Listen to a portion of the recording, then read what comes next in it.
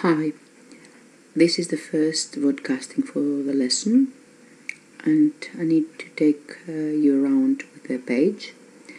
I have for the one we have done for the year 12 in psychology. I have already shown you this when we're discussing the 4 levels of explanation, and I want you to understand that here are the different topics we're going to learn, and this page is opening the revision tasks I want you to do. We're going to work on this later, and these are the assessment tasks, examples of previous years and what we're going to do this year. Let's start from the intro. When I click it, it takes me to this page, and this is the home of the intro topic. Every topic has the same beginning page, the title of what the topic is, the key ideas according to the SAYS curriculum outline, and here the key points I need to teach you. Okay? And I have linked the ones we need to learn with the page, so you can have one option to go through there straight to the page. At the bottom over here in this area you will be able to see the page when I am clicking on the link. And we need also to study the 4 levels of explanation. Again, here there is a video, YouTube video, that you can learn about the 4 levels of explanation. It's the one we have done for the 4 levels lesson, the lesson podcast. In the right side you can find the PowerPoints, revision notes, revision tables, revision questions, answer the revision questions, past exams and tests for practice, as well as the books, the purple or blue book, the workbook from Essentials related to this book, and the other book we are using, the orange, not of course all the book, but the PDF of the topic, and the workbook I have created for you to check your homework. At the same time here, a quick finder can take you to the sites and the podcasts that have been already created. This one is going to be uploaded in the second podcast. The one I'm now making is going to be there. Following that, you will see videos we need to watch to understand things related to psychology. Because they are past research, investigations, that they are famous, not only because they were on a cutting edge of research at the time, but many of them because they were highly unethical, and they are representing different investigation designs to the ones we're using today. So I need you to watch them in order to be able to go through them. As you see, most of them are varying from 1920s or 18th century, that's a reenactment of Pavlov's dog's experiments, and 1920s to more current research nowadays when they enact an older experiment, this experiment. So please watch them, it's very important. And again, the bottom here, you can see again the links of the documents uploaded, and you can download them. The pages we're going to visit are these, the sub-pages of the intro topic, and we have already done the 4 levels of explanation. I click to show you that it takes me to that page, if you have watched the first vodcast, you know that this page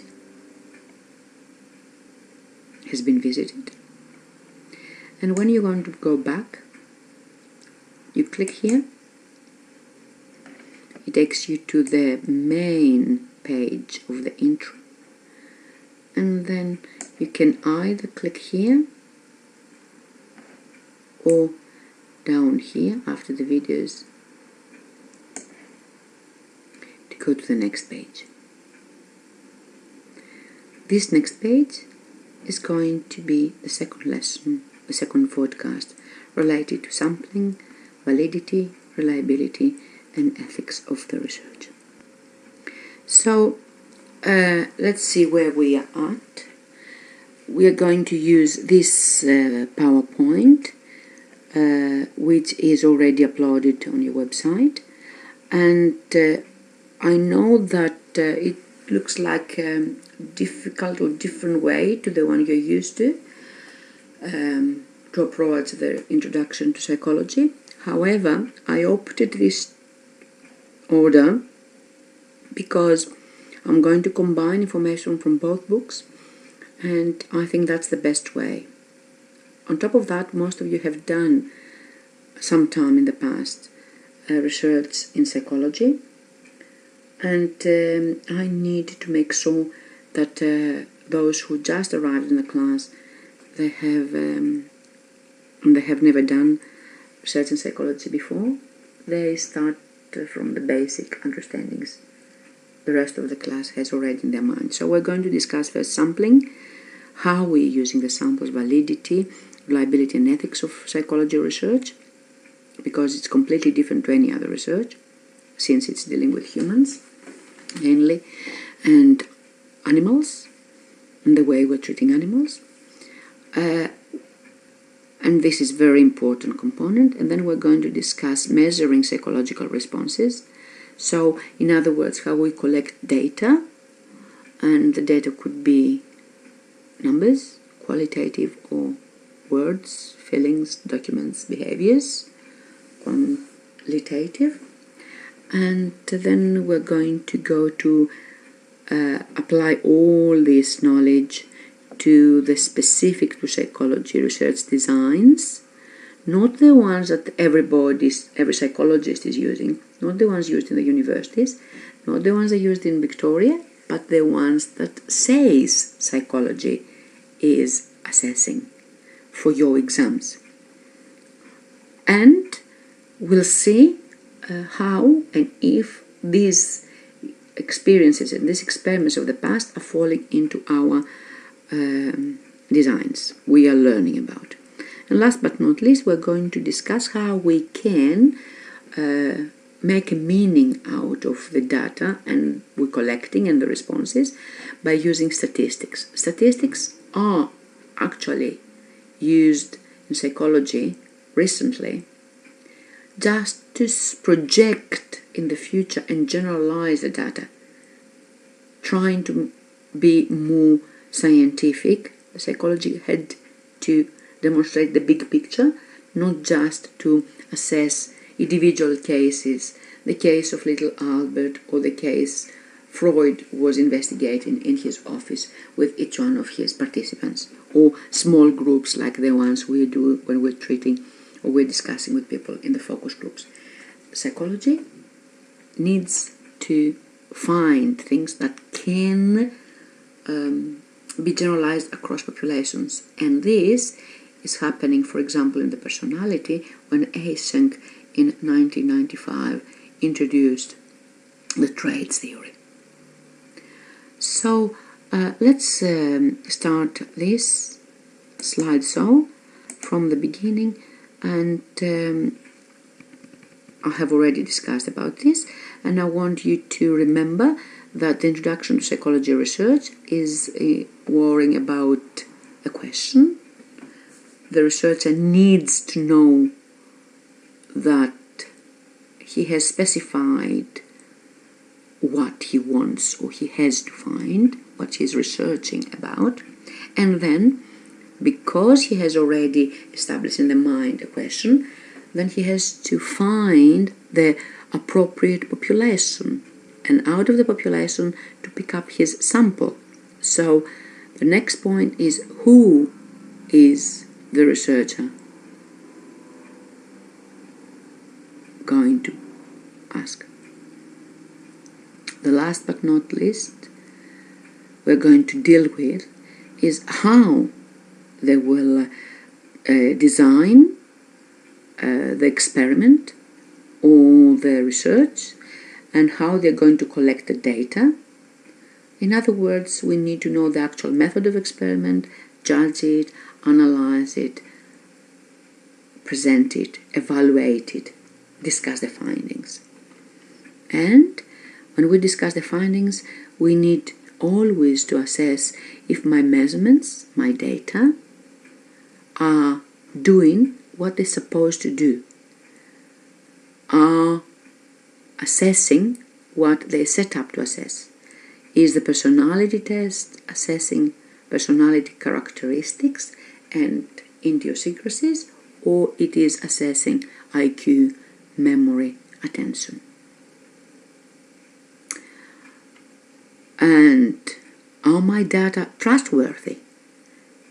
Can I be 100% sure that the way I conducted my research is the way I could use to have ethically covered the needs of the participants, to have the same findings every other time I'm repeating them? So, can I trust them to speak in general? And this is highly depending upon the way I have designed my research and the way I have collected and analyzed my data. Last but not least, we need to have in all this our mind focused. When we're doing all this, our mind focused on the ethics, the rights of the participants and the duties of the researcher. And this is the site where we're going to go in order to find all the information you need to know by heart, parallel to this PowerPoint. You can find information in the booklet, you can keep your notes, but whatever it is here, it is what I want you to learn. Okay? It doesn't take me to the link, so I need to use another way to get out of the PowerPoint, and I will show that to you later. So this is what we need to remember every time. So I want you to remember that these ethics are a part of the research, a part of the population and sampling choice. So the researcher, when he's picking up the population, needs to know if the participants will be safe of any harm, and he needs to clarify this to them. So sampling children, it is a very highly unethical research unless all the guidelines of ethical committees are maintained. Using vulnerable people who are suffering from mental illnesses for our research is again an unethical choice, and we have to maintain that this is happening correct. So very important for us, the thing that we're going to discuss is the sample representativeness. In order to have correct evidence that can be valid, can be reliable and generalized in the future, I need to have representation in my sample of all the people who could be of interest in my research. And I have to apply these data measurements or the questionnaires or the data collection methods I'm going to use to all of them in the same way, in the same manner, to keep the research valid, because I'm using consistently the same ways of collecting the data. So I'm not participating somehow, I'm not changing the findings because the conditions are different. I want you to understand that when I collect data from an upset person, they can be completely different from the data I'm collecting from a calm person. If there is a sound when I'm collecting my data, some of my participants could be very upset, and that could have actually impact on my data. So I need to make sure that I maintain the same conditions, I keep and maintain the same process, and I keep and maintain as possible the situation in kind of lab context, which by itself may be a problem, as we're going to discuss later when we discuss the designs, because people are not reacting the same, or they are not reacting truthfully, presenting their real self when they observed or when in the lab situation.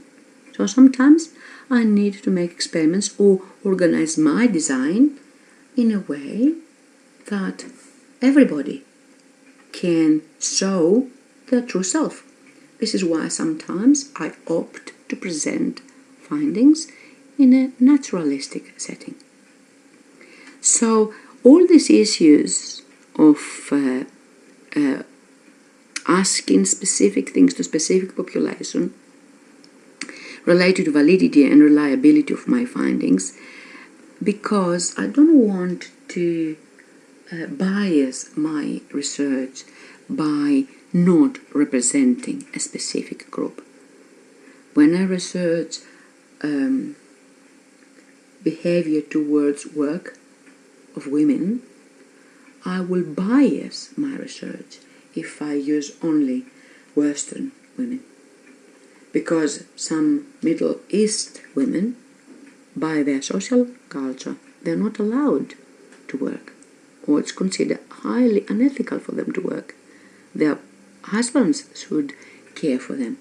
So when I research the Western women, and I find that 100% of the women participated in the research agree that they need to have work,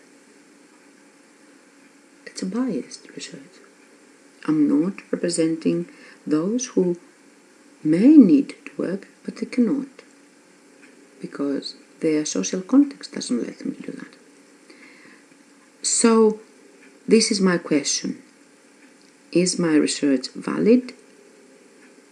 Is my research reliable? Is my research generalizable?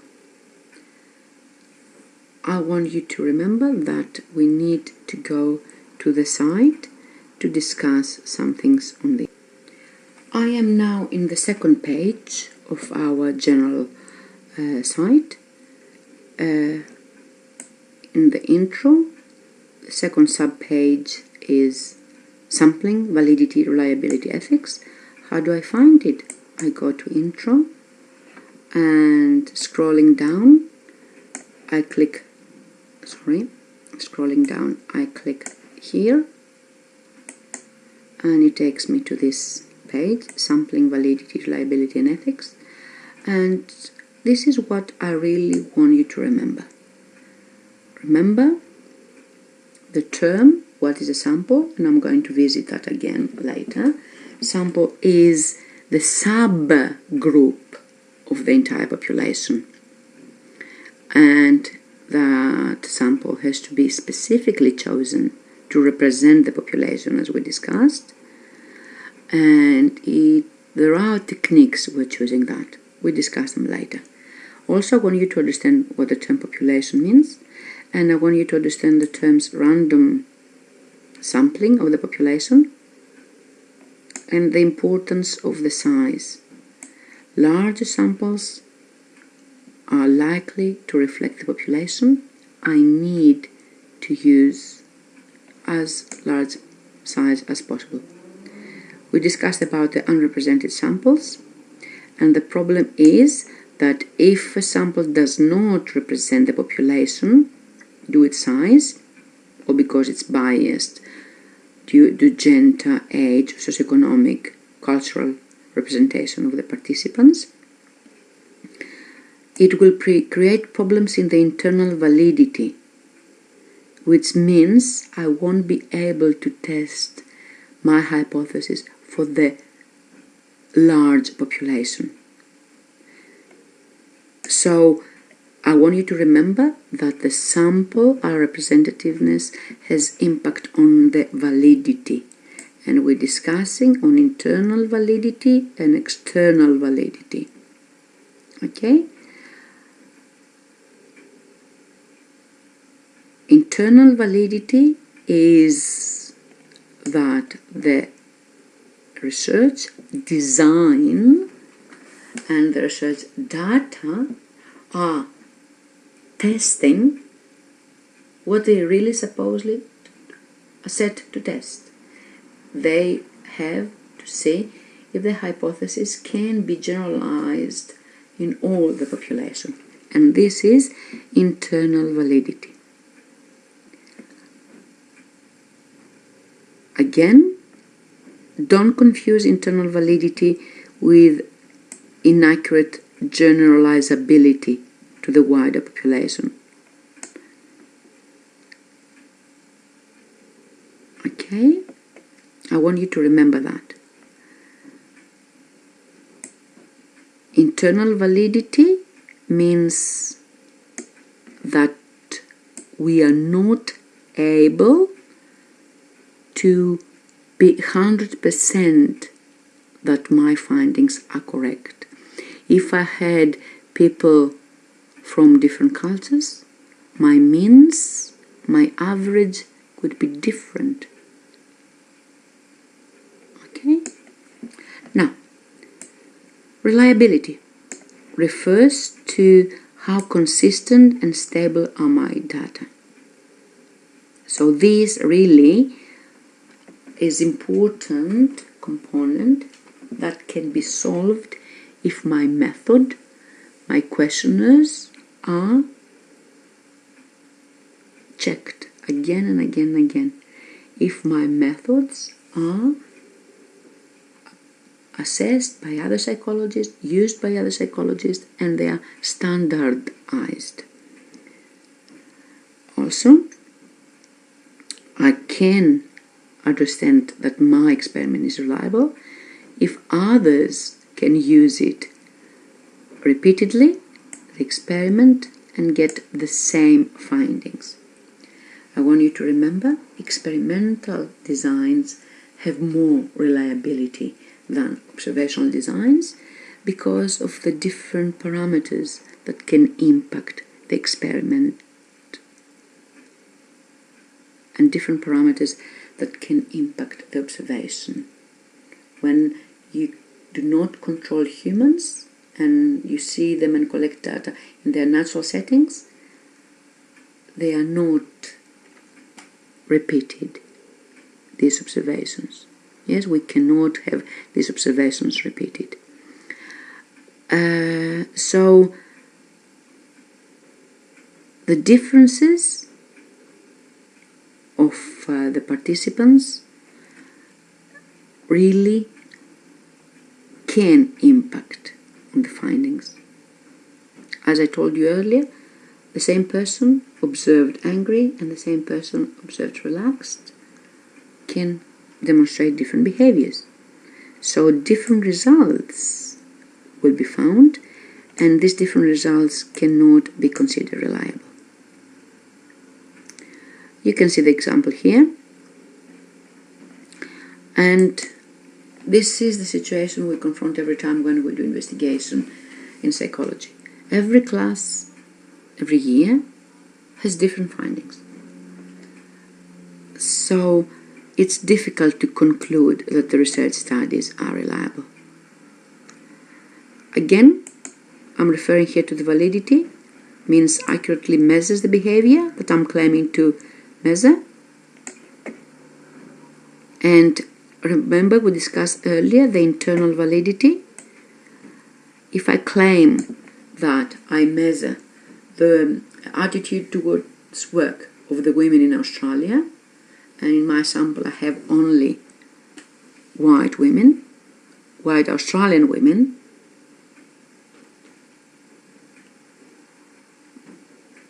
I'm not measuring the behavior of all the population. I cannot say the women in Australia believing this and this and that. I need to have the Middle Eastern women, the European women, the Asian women, the younger women, the older women, the educated, the non-educated, those who are from poor socioeconomic families, those who are from richer families. And then I can generalize my data when I'm discussing all this. Also, the validity is related to the conclusions drawn by the researcher. So I need to make sure that my interpretation is valid. So this is related to external validity.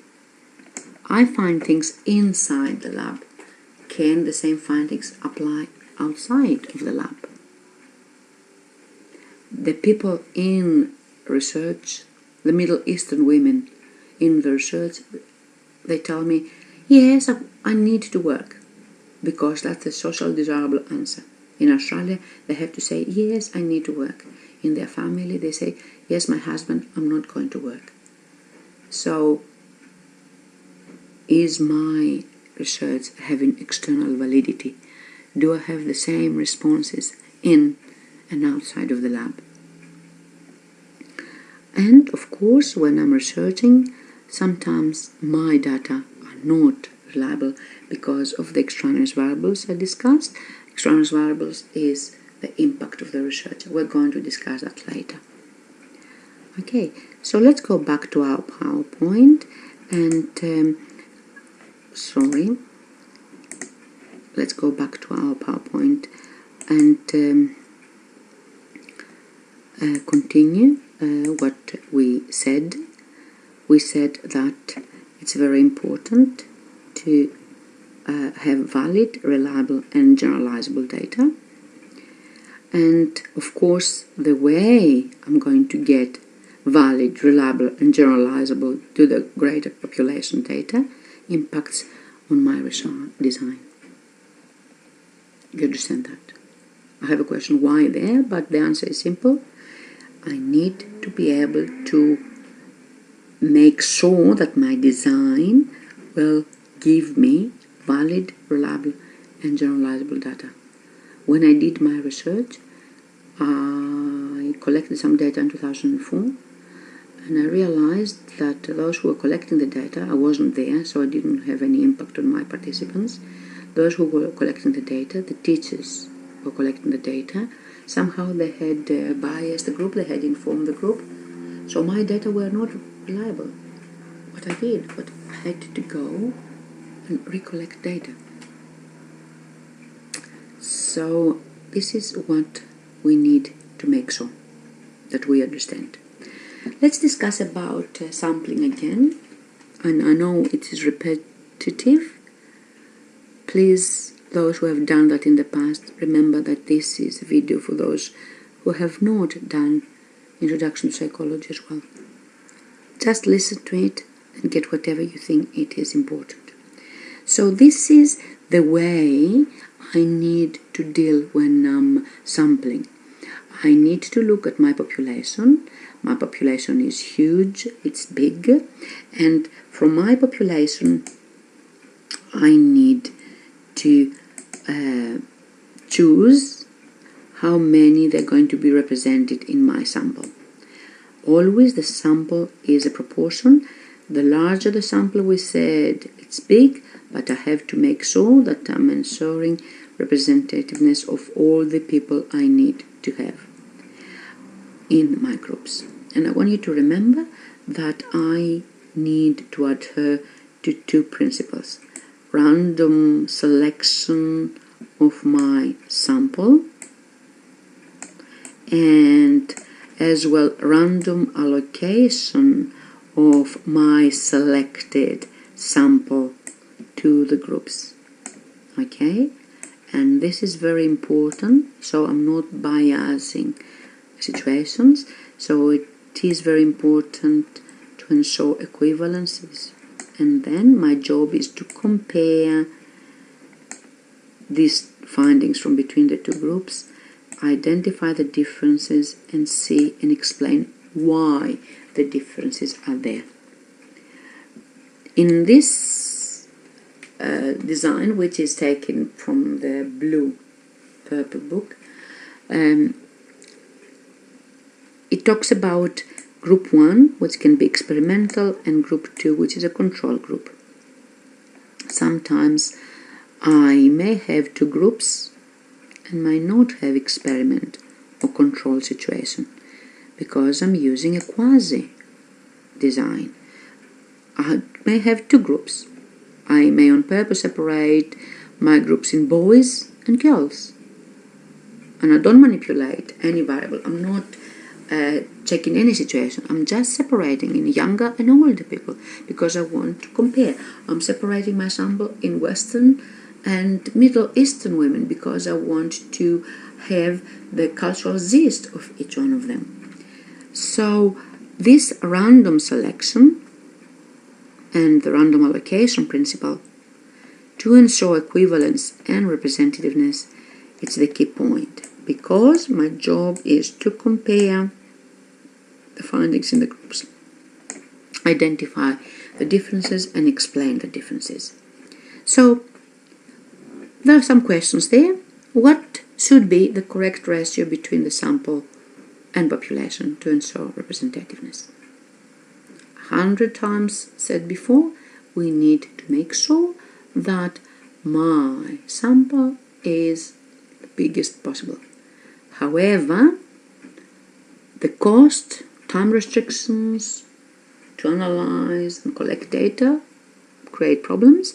So my rule of thumb is the sample has to be at least minimum the square root of the population. This is a mathematical approach. We're going to discuss it later with evidence from mathematics. In psychology, we try to have as much as possible. Again, we discuss random selection, random allocation. This is something you need to try and answer now. So what's the difference? I expect you to tell me something like the selection refers to how I'm selecting my sample, and the allocation is referring to how I'm allocating my selected sample to the groups. Okay, so random selection is how I'm selecting from the word population, and allocation is where I'm putting that, in which group I'm putting that selected participant. Last but not least, representativeness. I have discussed that. I need to have age, cultural background, socioeconomic situation, so we can be able to use that. Please go across every time and check the information in the website we visited earlier. So this is what we use from the mathematics component. This is the page from the blue book where it gives us a way to select my sample randomly and allocate my sample randomly. For example, I have somehow selected my 30 participants. My 30 participants are the first 30 that they responded to my ad, or I stood up outside of a supermarket and I said I'm going to collect every third person that comes out. This is completely random selection because I don't have any impact, any control on who is coming out of the supermarket. And then I give labels to them. I label them as 1, 2, 3, 4, 5 until 30. And I use random from here. Let's say your book has, they start from here on this line, and they start reading numbers and see if they are two-digit numbers, the first two-digit numbers that they come across. So 52, 27, 71, 11, that would be the one for me. And then 13, yes, that would be the second number. 38, 88, 89, 93, 07. So I would give to my 11th person this number, to my 13th person this number. So I would somehow label them and try to put them in different groups. So then I will say, okay, this line goes to the control group and this line goes to the experiment group. And I say which numbers I found. Number 11, participant 13, participant 7, participant 02, participant 01, again 11, participant, that's it, they go to this group. And these people are going to the other group. For example, here I have 02, 06, okay, 03. So you understand how I'm collecting them? And I allocate them to different groups. I want you to remember also that this information comes from your mathematical books, that large enough, but it has to be at least the square root of the population. And when I do a random sampling, I have to make sure that I apply this kind of principles of stratified sample representing the group. If I check year 8s and year 9s, 10s, 11s and 12s, I need to find how many they're all together in the school. So I have to make sure that in my sample of 50, the year 8s, which are 130, sorry about my writing, 7 out of 752, okay, this is the proportion, are given me the specific sample I need, and I will use only 9 approximately people from year 8 to be in my sample to have the correct representation. So this sample is equally represented to this sample because the year 11s are more than the year 8s, okay, and the year 10s are more. So this is how I'm representing all the groups. The same, I can do that instead of year levels. I can do with women, with men, with age groups, whatever. So this is called a stratified random sample because I first decide how many people I'm going to get from each group, and then I pick them in this way. I pick them randomly. Let's say I pick the first that comes out of the class from 8-1, 8-2, 8-3, 8-4, 8-5. Yes? So this is the way I'm working, and I want you also to watch this video. I don't know if I will have the ability to show this to you now, but I want you to go to the website or click there and watch it. I will make sure that we need to allocate people in different groups every time, so we can avoid any bias in the sample. This same video, you need to use it later when we see how we collect data. I want you to remember that when I'm sampling, I'm putting people in different ways in different groups, so I'm not going to interfere with the order or with the pairing. And this becomes part of the design of the investigation. I'm I'm sorry, I need to get out. I will come back to show you the video. Now I can record again, and being in the same I can show you the video. This is where the video can be seen. I don't know if the recording will show that, but I want you to understand what video I'm talking about. So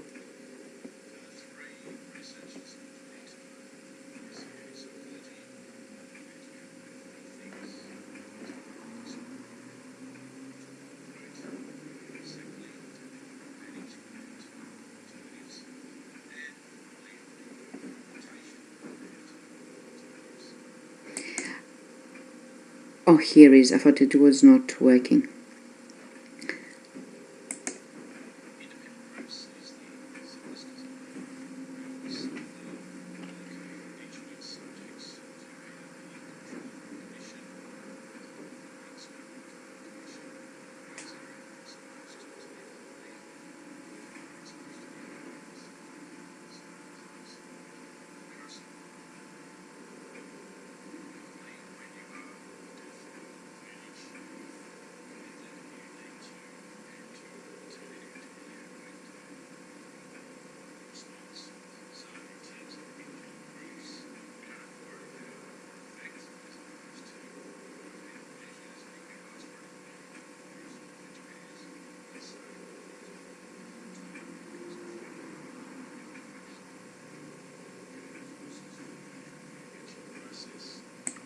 So I will stop this, and I will show you where this belongs to this side. So it is into,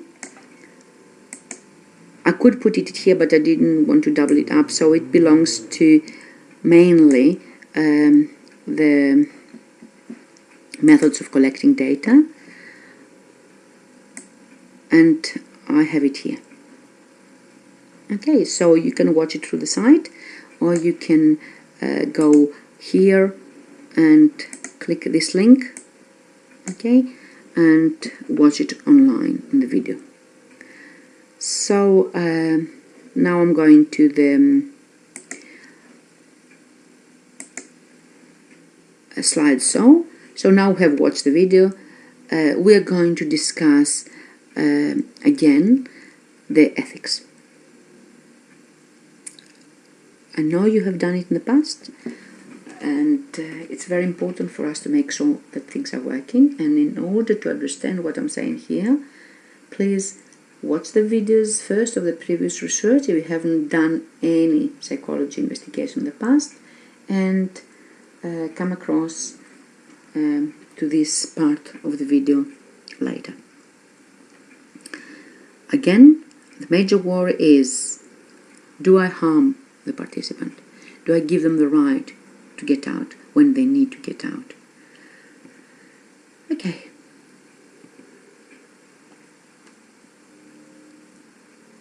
I want you to make sure that you watch, yes, the videos from experiments. And let's see what we're talking about when we're talking about the ethics. Need you to remember that the ethics related to the researcher and to the participant. The researcher has duties and a specific role. The participant has only rights. And we cannot, by any way, allow anyone to deprive the participants of their rights. For no reason. So, the researcher has to be experienced, qualified, and constantly supervised by others, by a team. This is why the new research investigations, if you're going to see the examples, you will see that they are working in teams and they're discussing constantly, whereas the older ones didn't do that. I have reported in the class the amazing experience of Zimbardo in the Stanford prison experiment where he chose, mistakenly of course in his design, to be the warden of the prison who was mentoring the guards and who was making decisions if the prisoners would be released. And at the same time he was the researcher, and he realized when a colleague came and told him that you are torturing these people, you are traumatizing these people, only then he realized that he was at fault. He was doing a major mistake, and that's why he cancelled the whole experiment.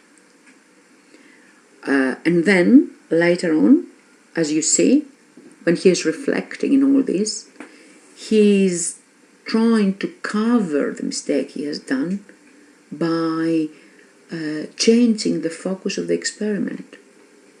He never admitted, or he has admitted that he made a mistake in that video, but then he found another way to present it, and he is presenting that as the evil within humans.